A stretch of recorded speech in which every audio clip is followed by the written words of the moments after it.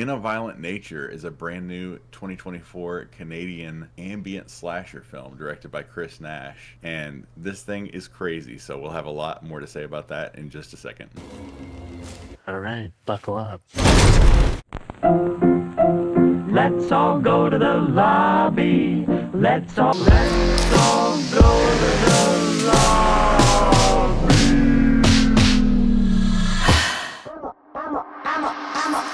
OG boy. Know that they ride or die. I keep boys by my seat, boy. Know that they ride or die. I keep boys by my. What's up, guys? Welcome back to another I Popcorn for That review. I'm Chris. I'm Nick. And today we are talking about In a Violent Nature. Brand new Canadian horror film, takes place in the Canadian wilderness. What's the description for this movie?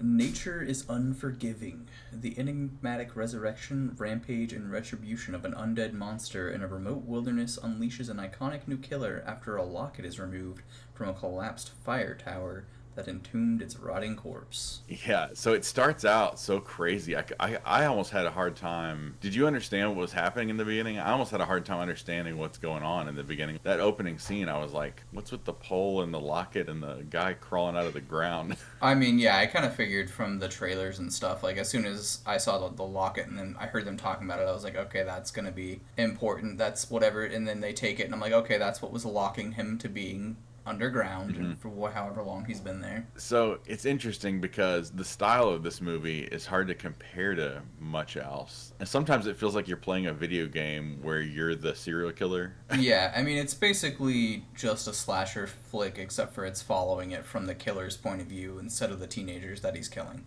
That's For the most part. basically what it boils down to. It's pretty stripped down to bare bones. So, like, you know, I guess there's other movies that are kind of like this. Like, if you've ever seen Elephant, that's kind of like that kind of has a similar style to this, where it's pretty stripped down to its basic. But I can't think of anything quite like this. How did that work for you, though? That style? Like, it's a unique take on it for sure, but it's kind of hard to just watch a dude trudging through the woods for like 45 minutes to an hour of what the movie really, like, it's an hour and a half movie, and a lot of it is him just slow walking through the woods. Yeah, it's kind of like, I think it's building this idea of him as this monster or whatever, but I could see this going either way for people. And I saw this in a packed theater, and it seemed like it worked for most people, but I also got people walking out. But I think people were walking out because of the kills, because some of the kills in this, I gotta say, are insanely brutal. Like, Yeah. there's a couple things in this that are gonna stick in people's minds for a long time, and that's part of it that redeemed it for me. I don't know about you, but I mean, that is the thing I liked about the movie, were the kills. They were good, but it's kind of hard to hear the dialogue through a lot of the movie, for me at least, because it's like he's hearing it from off in the distance. So are we. I don't know. And it felt like everybody else in the movie is kind of just cannon fodder, and the dialogue is kind of written in a way that's pretty phoned in. Like, it just felt like it's kind of just everything's kind of just throwaway dialogue. And everybody who tells long stories in this movie kind of doesn't tell them in a compelling way. So, like, the guy that tells, like, the story right, it about... sounded like some, like, middle school wrote a horror story, and he's reading it.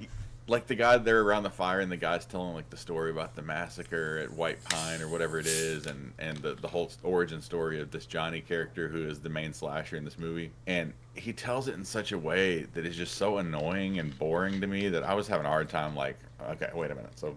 just firefighter.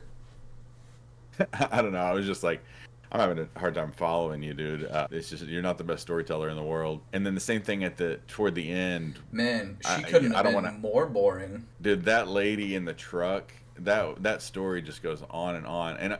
And I guess we're skipping a little bit ahead, but I'm not trying to spoil the ending of the movie or anything like that. But, like, yeah.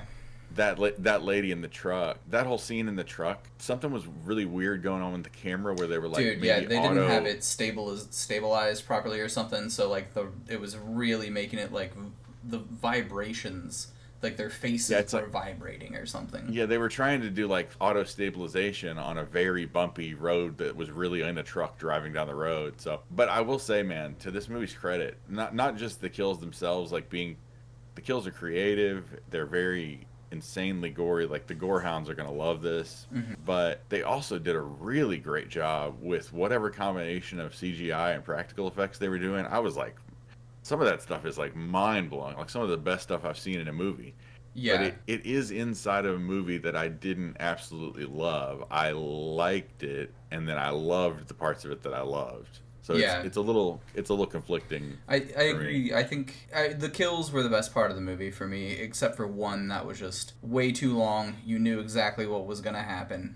Oh, the slowest one, like the one that was kind of drawn it's out like and a slow. almost 10-minute kill scene, but it's not like barely anything's happening during it. It is crazy, and it's another good example of like some really well done effects and stuff. But Yeah.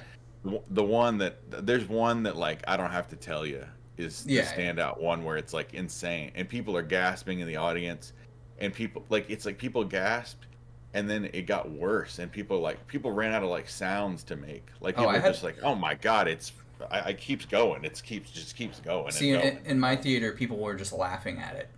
Like a ton of people were cracking up. Like this was, I don't get it.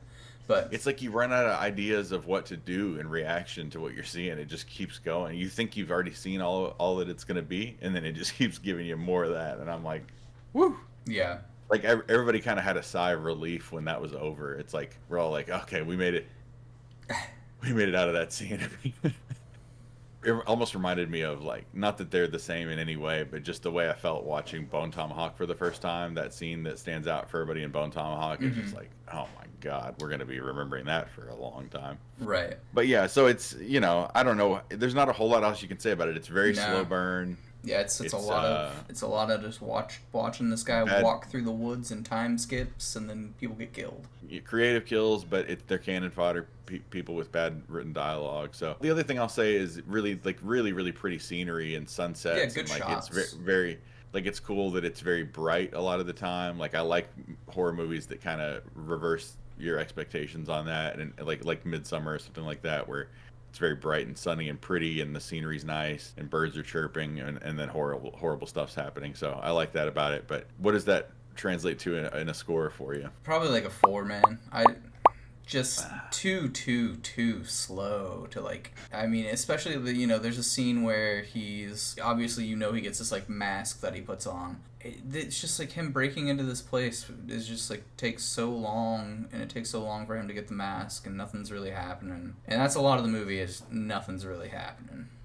That's I forgot to say, I do really think that the setup that he ends up with, the mat, like the hood and mask and everything, and the hook and the axe and all that stuff's pretty iconic, and I think it'll end up being like cult status or kind of iconic in its own right. But you're right. I mean, it could have been inside of a better film. I mean, think it's the things a unique I liked take about on it, a slasher, so yeah. I mean, he meant to make a slow burn, and so you get what you get. I think the things I liked about it brought it up quite a bit higher for me, even though it is slow burn. So I'm gonna give it a 7, actually. Okay, there you go. I did like it. I was pretty bored through the whole thing. I was invested enough in it to see where it was going. I wanted to like it more than I did. I thought I would from the trailers, but then I also kind of thought like, from the serial killer monster's point of view, it's gonna be real slow because he's just like Michael Myers, Jason, just walking. He doesn't run. I was probably feeling about a 4, and then the back half of the movie kind of saved it for me. So I might rethink this score by the time I'm editing the video, but I think I give it a 7. I think I give it a 7. Okay. Well, we look forward to seeing the next one, guys. If you haven't already, hit subscribe over there. We'd love to have you, and hit like on this video. And yeah, we appreciate you. We'll see you in the next one. We'll see it. I'm a